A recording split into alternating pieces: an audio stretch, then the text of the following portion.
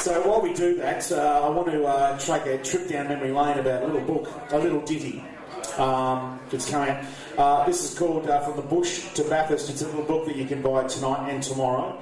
It's basically about the history behind the scenes of the Marlborough Holden dealer team and the dealer team beforehand and after of Bruce and the Wacky. It's as told by Brother Ned. Both of them are here tonight. But the lady that actually did the forward on this book is also going to introduce the launch of this book tonight. So would you please welcome to the stage Bev Rock.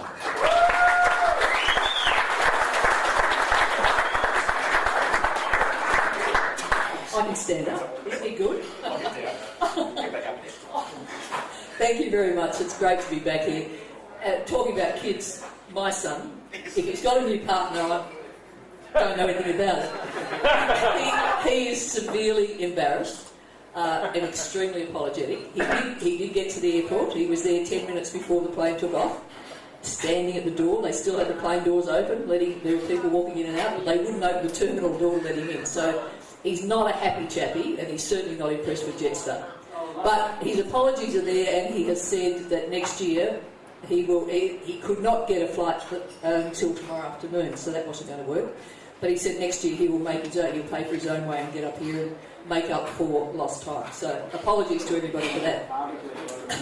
That is not what I'm here to talk about. I'm here to introduce this book. I had Ned get in touch with me some months ago and told me that he was in the throes of penning Bruce's story, and my mind instantly went back to some rather amazing times. We're talking going back 77, 78, and at that stage Peter was driving the HDT, and it was a very interesting time. Sheppo was the team manager. Now Sheppo is a perfectionist, a craftsman, a fantastic leader, and it was a very, very interesting time, and Bruce was there working for the team. Now, as it evolved, most of you know the story. If you were here last year, did you get the book from last year with a little intro in? Anyhow, it ended up with Peter taking over at HDT. Now, Peter was a lot of things. He was an amazing man, amazing driver, amazing PR person. Some things he didn't do really well, and that was business. He was too busy doing too many things. And so we were exceptionally fortunate to have Bruce as our team manager at that time. Now, it was a mad time. Frenetic, busy, and we were blessed to have Bruce there as our manager. He was the stability, the calmness, at a time when the team was doing amazing things, and Peter was working with the Holden dealers to develop the road car setup as well. It meant that Bruce had the team in his own right. And we were blessed to have somebody who was a really sound friend. Outside work, we would do amazing things. We'd go off fishing trips, and we were reliving some of the stories today of our crazy times and the insanity. Peter had no fear on water. He was a mad fisherman at that time, and Ned would organise fishing trips. We'd go down because he was at Yarram at the time. Our kids, Bruce's eldest daughter Jane and Jamie, who didn't make it today, who doesn't have a new partner, that I know of. But his girlfriend of 7 or 8 years is probably shaking her head, but that comes and goes. But as kids, they used to play together. We'd go away on weekend outings at Easter time and things like that. So to watch Bruce go through his health failure when he had his aneurysm was probably one of the toughest times we've ever had to deal with. Bruce was at work this day and he had a bad headache and went home. Fortunately, he was at hospital at the time. Things were really crooked to the point where we were talking with Wendy, his wife, about pulling the pin because the doctors really wanted to pull the pin. Well, obviously, pulling the pin on the life support didn't have any effect. Which is amazing. But for Bruce to have to go through that rehabilitation time and to come back and learn to do all the things that we take for granted again, learning to walk, learning to talk, learning so many different things, and to see the thing that had been his passion, his life, taken away from him was just so painful. It must have been horrendous for him, but for us, knowing that we could do absolutely nothing other than be there for him. So to get to the stage where we now have this book that Ned has penned for Bruce, so come and see them at any stage through the day, you will... a lot of the stories could never be told. I've been talking to our mechanics from that period of time on, and I've asked them to put their stories, no names, no pack drill, together so that I can make a collation and put this book out that would be very restricted in number, would only go to people in the industry, because you could not get away with the things today. They'd all be locked up. They'd just all put in an asylum. The most insane times. So what this book is a recollection of the stories that can be told. So it's well worth a read, and I'd love you to take the opportunity. So, yeah. Look, thanks very much, Bev. That's the book. It's a little table. So, ladies and gentlemen, please put your hand together for Bev Block. And while we do that, I'd like to acknowledge those people behind the scenes of the book. So, I guess the bloke behind the scenes and the pushing for Bruce to pen this is Ned, his brother. So, Ned Nowacki, please come on up. Do you want to get your brother up as well, or just yourself to say a few words? I'm not going to do that. I'm going to get the team, mate. Team? Yeah, the whole team. Oh, yeah, they're going to get the team. They're going to get the band back together.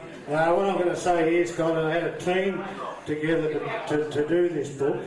Yeah. And there's Bevo, there's Bruce, and my old friend Jenny. And your old friend Jenny? Yeah. Turn it up. She's not old. I'll tell you what, she's here by herself tonight. Hello, Australia. She comes up pretty good. She's a smart bloke. Yeah. And Gary Clark, where are you, Gary? Yes. Come on, get up here, mate. Please. So, come on, Jenny. No, please. Come in. Come on. No, you've got to come up here.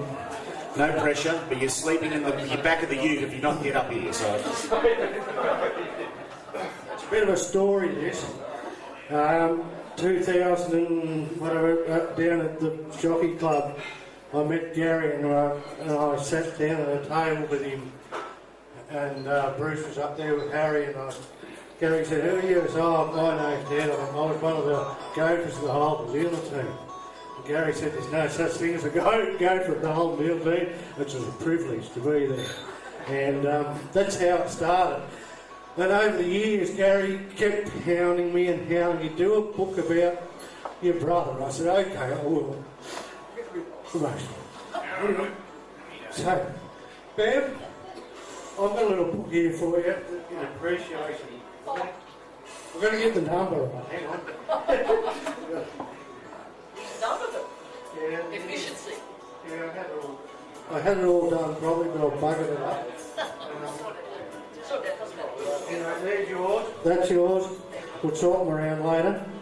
Jenny was my editor for this book, and Jenny did a great job, especially in the years prior to that stuff when we were brought up in a little town called Coleraine. So Jenny, thank you so much. Okay. Gary, this was the man that got this together and helped me. So Gary, thank you so much on behalf of Bruce and myself. And here's your book. And something else down here for you. That's from Bruce. Thank you. Thanks a lot. Thank you. Pleasure. Could you put your hands together a little bit behind the scenes of the book? And an emotional local... keep talking, keep There's going. one other presentation. Where's the president of the Hunter Valley Toronto Club? Not Pete. Pete. You make me cry. This is a special one for the Hunter Valley Toronto Club. Thank you very much.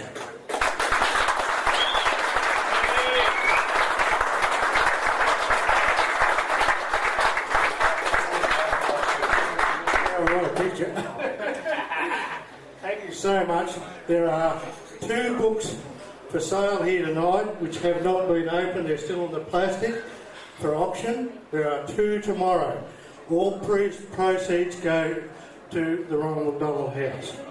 Every one of them. Right? If you want those books signed afterwards, you can open them, but if you want them kept in the plastic, keep them. And you, we support you, hopefully. Thank you very much, Stephen. Thank you so much, Mike. Hopefully you're stopping up there, mate. You've done well, mate. Ladies and gentlemen, would you please put your hands together for all concerned there as we officially launch that book.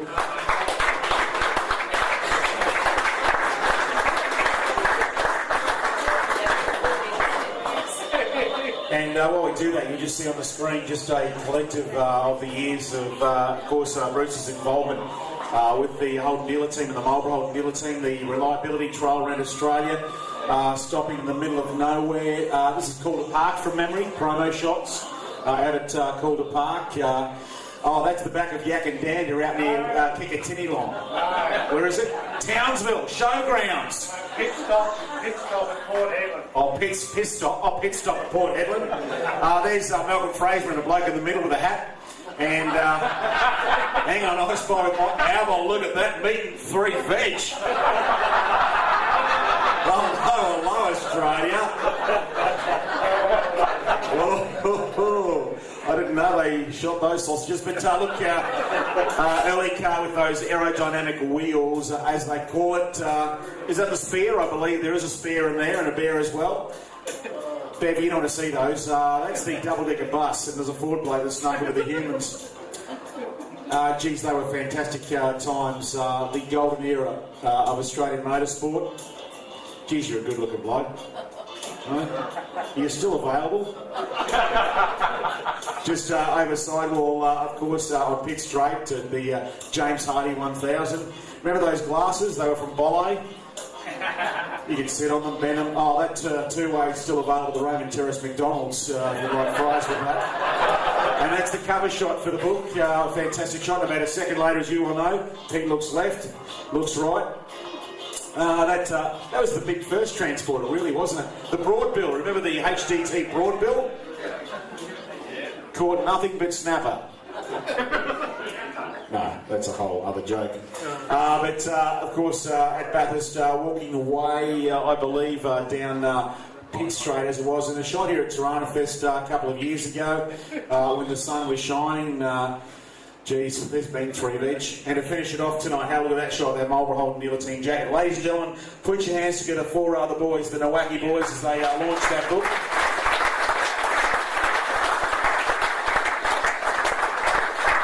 As we said, as Ned said, we've got 2 books to auction tonight, so tomorrow 2 books as well. And if you do need a book, they're only $20, and you can get an autograph for an extra nothing. So that's a bargain. So $20. I think $1 of that's going straight to RMH as well. You can see the boys in their motel room tonight, but you've got to buy them a scotch. So you're probably better off seeing them tomorrow. That would be a much better option. So there he is. Geez, I wonder if that... Imagine if that lap board was still around, how much coin you'd get for that. At least $1.50.